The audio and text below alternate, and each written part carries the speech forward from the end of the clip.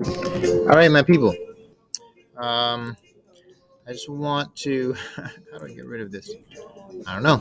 It's just gonna be there. I just want to go over with you how we did a watermark in class today.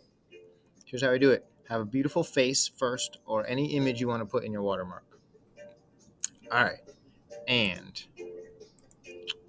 then if it's got a little symbol here, that means it's a smart layer.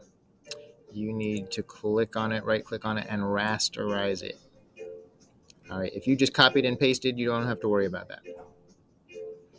All right, now remember what we did is we used a filter that used the foreground and the background color. So make sure those are pretty similar. Mine are, if I can move this a little, 2 shades of pinkish purple. That'll work. Because if you look at these right here, they're maybe a little too close together. I'm going to take this darker one and just make it a little darker. Did I change? Yeah, there we go. All right. And a watermark is usually in a shape. So I'm going to take my ellipse select tool, put it around there, and that's going to be my watermark. That part right there. All right. So I'm just going to go up to filter, the filter gallery, and scroll down here to this one. It says bas relief. That's how you pronounce that, bas relief. Relief is just a kind of a sculpture where you cut something into a surface, right? So that's what this is. Look, I look good. Come up the detail, maybe? No, I look better without the detail.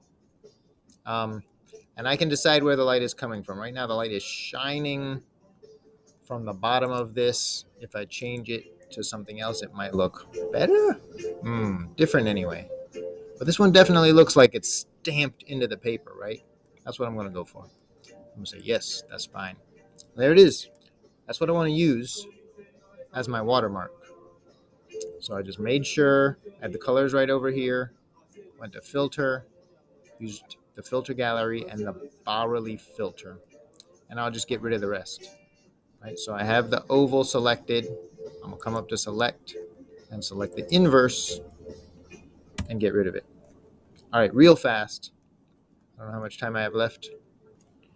I'm gonna take this, move it over to one side, and then remind y'all on the other side of the money, it has to be this flipped around over to the other side, right? So make a new layer. I'm gonna come back to this layer and just Control A, select the whole thing, copy it, go to the new layer, paste it. That's the new layer. Control A, so I have the whole thing. And I'll go to Edit, Transform, Flip. And there it is. So I have one here and one here. That's one side of my money. Flip the money over. And then that looks really goofy. There's the other side of my money. All right. That's it. That's how you do it. We add in all the other information we need on our money. Thank you for your attention. I'll see you in class.